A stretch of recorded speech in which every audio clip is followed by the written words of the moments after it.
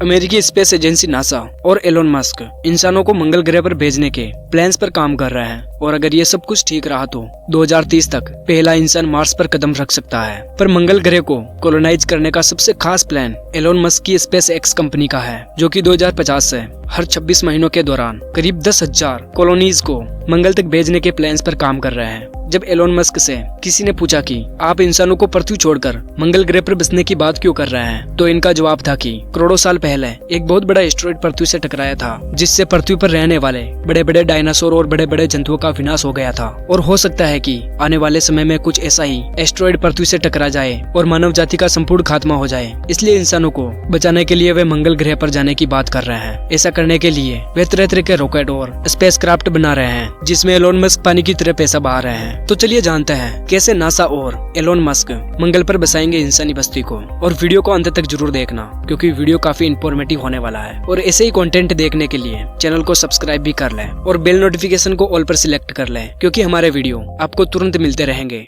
लगभग 200 सालों के अंदर पृथ्वी से मानव जाति का वजूद हमेशा के लिए मिट सकता है। ऐसे में हमें इन परिस्थितियों में भी बचकर रहना है तो हमें अंतरिक्ष में दूसरे ग्रहों पर मानव बस्तियां बसानी होगी। ऐसे में मंगल ग्रह हमारे सौर मंडल में पृथ्वी से परे मानव बस्तियां बसाने के लिए सबसे खास जगहों में से एक है। पर वैज्ञानिकों का मानना है कि मंगल ग्रह पर मानव बस्तियां बसाना इतना आसान नहीं होने वाला है। हम इंसानों को मंगल ग्रह पर मानव बस्तियां बसाने के लिए सबसे पहले उसके दोनों चंद्रमाओं पर इंफ्रास्ट्रक्चर तैयार करना होगा, जिसके बाद जाकर हम मंगल ग्रह पर स्पेस कॉलोनी तैयार कर सकते हैं। पर आखिर कैसे हम मंगल ग्रह पर मानव बस्तियां बसा सकते हैं और कैसे मंगल ग्रह के दोनों चंद्रमा इस प्रोसेस में हमारे लिए काफी इम्पोर्टेंट साबित होंगे। पृथ्वी से मंगल ग्रह पर पहुंचने के ये 2 पड़ाव हो सकते हैं। मंगल ग्रह के इर्द गिर्द परिक्रमा कर रहे हैं इसके 2 चांद डीमोस और फोबोस। काफी पहले से वैज्ञानिक ये मानता है थे कि मंगल ग्रह का कोई भी चांद नहीं है। ग्रहों की गति के 3 प्रसिद्ध नियमों लॉज ऑफ प्लेनेटरी मोशन को देने वाले खगोल शास्त्री जोहान्स कैलेपर ने सबसे पहले इस लाल ग्रह के चारों तरफ ऑर्बिट करते 2 चंद्रमाओं के होने का सजेशन दिया था। अमेरिकी खगोल शास्त्री आसेफ हॉल ने साल 1877 में मंगल ग्रह का अध्ययन करके डीमोस और फोबोस की खोज की। मंगल ग्रह की सतह से पृथ्वी पर सीधे जाने के बजाय हम इंसान इन चंद्रमाओं पर एक स्पेस स्टेशन स्थापित कर सकते हैं, जो कि मंगल ग्रह पर उतरने से पहले एक बेस कैंप होगा, ताकि मंगल ग्रह की सतह पर इंसानों को उतारने का प्रयास किया जा सके। अब दूसरी बात, वहाँ रहेंगे कैसे? ऐसा नहीं है कि हम सभी मंगल ग्रह पर जाकर बड़े आराम से रहने लगेंगे। वहाँ रहने के लिए अभी बहुत सारी चुनौतियाँ हैं। सबसे बड़ी चुनौती ये है कि वहाँ का वातावरण इंसानों के रहने के लिए अभी सही नहीं है। मंगल ग्रह को इंसानों के रहने लायक बनाने के लिए टेराफार्मिंग करने की आवश्यकता है, यानी कि मंगल ग्रह के वातावरण को पूरी तरीके से चेंज करने की जरूरत है। स्पेस एक्स के मालिक एलोन मस्क का कहना है कि मंगल ग्रह पर शुरुआती दिनों में इंसानों को कांच के चैम्बर्स में बनी कॉलोनी में रहना होगा, जिसके अंदर का तापमान इंसानों के रहने लायक मेंटेन करके किया जाएगा। और धीरे धीरे जब मंगल ग्रह का वातावरण इंसानों के रहने लायक बन जाएगा, तब वहाँ पर कांच की बनी हुई कॉलोनियों की जरूरत नहीं पड़ेगी। एलोन मस्क का अगला प्लान है कि वह मंगल ग्रह पर ही स्पेस प्रोपेलेंट बनाना। प्रोपेलेंट का मतलब है कि मंगल ग्रह पर ही रॉकेट का ईंधन बनाने का काम किया जाएगा। ऐसा करना इसलिए जरूरी है क्योंकि एक बार किसी स्पेस रॉकेट को मंगल ग्रह पर भेज दिया जाएगा तो उसे धरती पर वापस आना पड़ेगा। ऐसा नहीं किया गया तो मंगल ग्रह पर रॉकेट और स्पेस शटल का पहाड़ बन जाएगा, जो इंसानों के रहने के लिए कम और कबाड़ खाना ज्यादा लगेगा। साथ ही वहाँ रहने का जो खर्च है वह बढ़ता चला जाएगा। इसलिए मंगल ग्रह पर जो ईंधन मौजूद है उससे उन रॉकेट को चलाने का फ्यूल तैयार किया जाएगा, जो वहाँ पर जाने के लिए लगने वाले खर्च को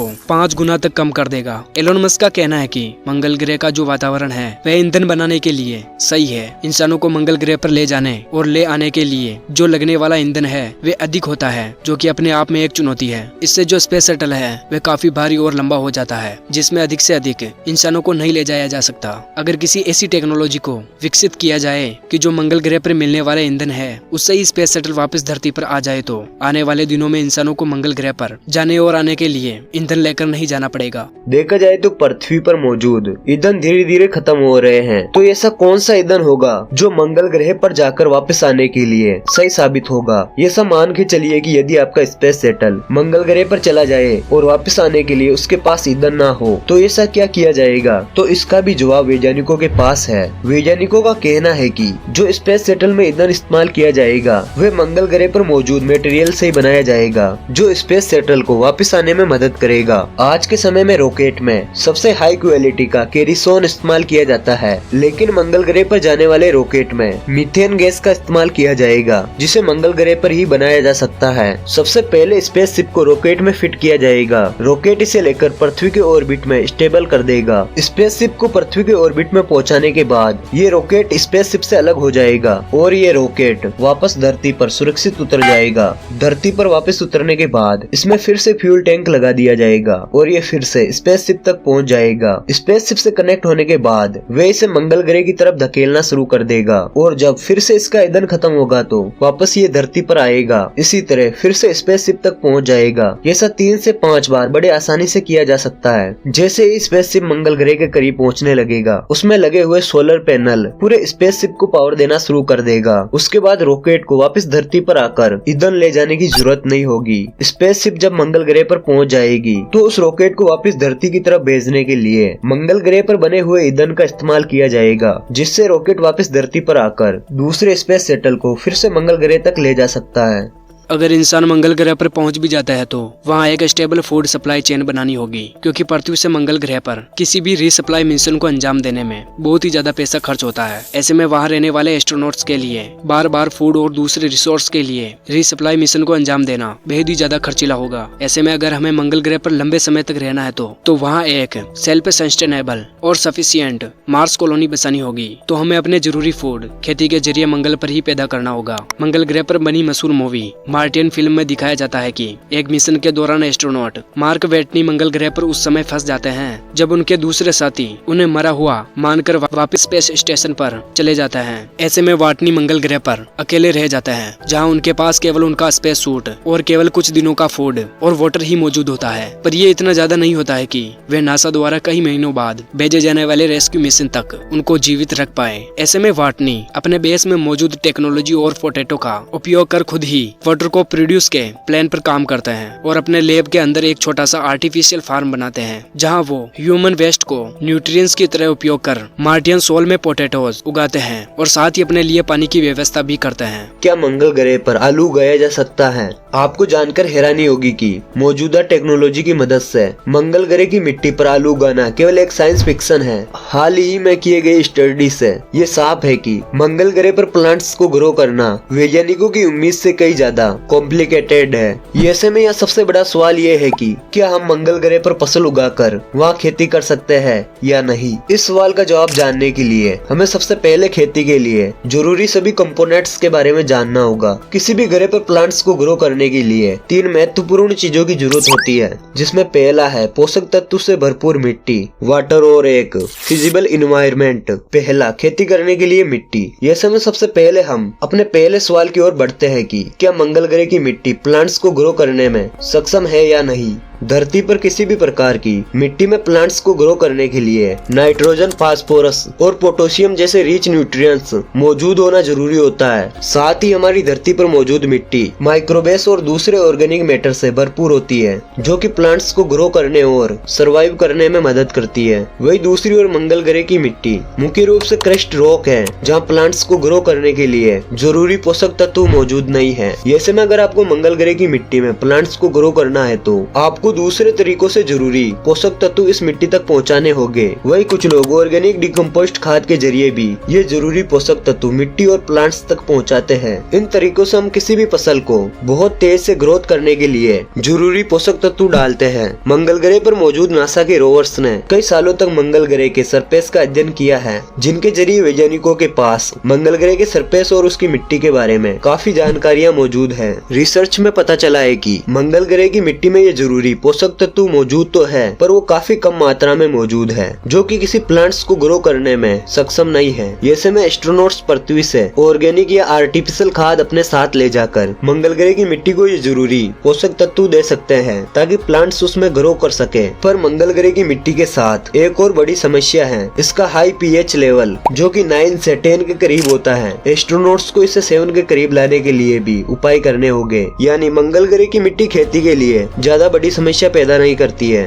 ऐसे में हम दूसरे सवाल की ओर बढ़ते हैं कि क्या मंगल ग्रह पर प्लांट्स को ग्रो करने के लिए जरूरी वाटर मौजूद है या नहीं। लिक्विड वाटर का इस्तेमाल न सिर्फ एस्ट्रोनॉट्स के पीने के लिए करेंगे, बल्कि इसका इस्तेमाल मंगल ग्रह पर प्लांट्स को ग्रो करने के लिए और साथ ही उससे हाइड्रोजन एक्सट्रैक्ट करके रॉकेट फ्यूल के तौर पर भी किया जाएगा। मंगल ग्रह पर मौजूद रोवर्स और ऑर्बिटर द्वारा जुटाई गई जानकारियों के अनुसार मंगल ग्रह पर वाटर केवल आइस के रूप में है, जिसको एक्सट्रैक्ट करके वैज्ञानिक उसे लिक्विड वाटर में बदल देंगे। मंगल ग्रह की ग्रेविटी हमारी धरती के मुकाबले करीब 38% कम है, यानी कि मंगल ग्रह पर मौजूद मिट्टी पृथ्वी के मुकाबले पानी और दूसरे न्यूट्रिएंट्स को ज्यादा समय तक रोक कर रख सकता है, जिसकी वजह से वैज्ञानिकों के अनुसार एस्ट्रोनॉट्स मंगल ग्रह पर प्लांट्स को ग्रो कराने के लिए धरती के मुकाबले कम पानी की जरूरत होगी। तीसरा, खेती करने के लिए वातावरण। ये समय हम अपने आखिरी सवाल की ओर बढ़ते हैं, जो है कि क्या मंगल ग्रह का इन्वायरमेंट प्लांट्स को ग्रो करने में सक्षम है या नहीं। किसी भी ग्रह पर प्लांट्स को ग्रो करने के लिए एक सुटेबल इन्वायरमेंट की जरूरत होती है, जिसमें उसके प्रकाश संश्लेषण के लिए जरूरी सनलाइट, कार्बन डाइऑक्साइड और एक एवरेज तापमान शामिल है। मंगल ग्रह पर प्लांट्स को ग्रो करने के लिए सबसे ज्यादा चुनौतियां यही मौजूद हैं। धरती पर प्लांट्स को वाटर के अलावा प्रकाश संश्लेषण की प्रक्रिया के लिए सनलाइट और CO2 की जरूरत होती है, जो कि उन्हें हमारे पृथ्वी के एटमॉस्फेयर में आसानी से मिल जाती है। मंगल ग्रह का एटमॉस्फेयर करीब 95% CO2 से मिलकर बना हुआ है। ये समय प्लांट्स के लिए यहाँ भरपूर CO2 मौजूद है। पर दूसरी ओर मंगल ग्रह हमारी धरती के ऑर्बिट की तुलना में करीब 1.5 गुना विशाल ऑर्बिट में हमारे सूर्य का चक्कर लगाता है, जिसकी वजह से मंगल ग्रह को हमारे सूर्य की तुलना में केवल आधी ही सनलाइट मिल पाती है। पर उसके साथ ही मंगल ग्रह का एटमॉस्फेयर हमारी धरती की अपेक्षा करीब 100 गुना पतला है, जिसके चलते इसका एटमॉस्फेयर टेम्परेचर को ब्लॉक नहीं कर पाता है, जिसकी वजह से मंगल ग्रह के सरफेस का एवरेज तापमान -100 डिग्री सेल्सियस तक चला जाता है। क्या मंगल ग्रह पर खेती की जा सकती है? इस तापमान में किसी भी प्रकार के प्लांट को सरवाइव कर पाना मुश्किल है। साथ ही पतले एटमॉस्फेयर के कारण सूरज से आने वाली खतरनाक किरणें सीधे इसके सरफेस तक पहुंच जाती है, जो कि प्लांट लाइफ के लिए बेहद ही खतरनाक होता है। यानी सीधी भाषा में कहे तो मंगल ग्रह के खुले एटमॉस्फेयर में प्लांट्स को ग्रो करना संभव नहीं है। ऐसे में अगर हम मंगल ग्रह में खेती करेंगे तो हमें मार्टियन मूवी में दिखाए जाने वाले वाटनीस के लैब की तरह एक कंट्रोल्ड इन्वायरमेंट ही प्लांट्स को ग्रो कराना होगा, जहाँ आर्टिफिशियल लाइट के जरिए इन्हें एनर्जी दी जाएगी और साथ ही इसका 20 से 30 डिग्री का एवरेज तापमान प्लांट्स को ग्रो कराने के लिए होगा।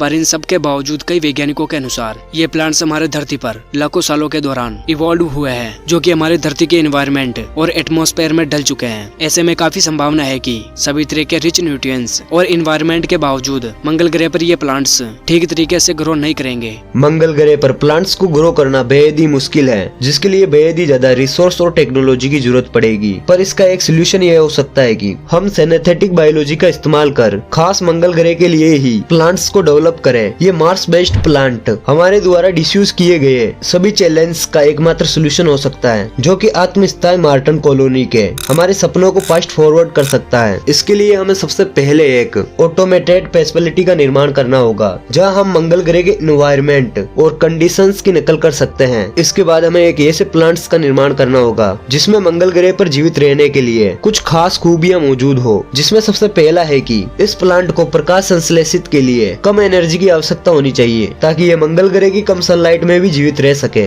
दूसरा ये है कि प्लांट कम पानी और बेहद ही कम तापमान में भी जीवित रहना चाहिए। और तीसरा कि इसकी प्रकाश संश्लेषित क्षमता अधिक होनी चाहिए, ताकि ये सूर्य से आने वाली खतरनाक यूवी राइज से अपनी रक्षा कर सके। और चौथा ये है कि इसे ग्रोथ के लिए कम से कम पोषक तत्व की आवश्यकता हो, ताकि ये मंगल ग्रह के कम पोषक तत्व मिट्टी में बिना किसी परेशानी के आसानी से ग्रो कर सके। साथ ही हम धरती पर मौजूद माइक्रोवेव्स को मॉडिफाई करना होगा, ताकि ये मंगल ग्रह की मिट्टी का विकास कर उसके क्वालिटी और पोषक तत्व को बढ़ाने में सक्षम हो सके। यदि हम इन सभी चैलेंज को पूरा कर लेते हैं तो हम मंगल ग्रह पर आसानी से रह सकते हैं। तो दोस्तों, इसके बारे में आपकी क्या राय है कमेंट बॉक्स में जरूर बताइएगा। और इस वीडियो के लिए एक लाइक तो बनता है, और चैनल पर नए हो तो चैनल को सब्सक्राइब कर ले। धन्यवाद।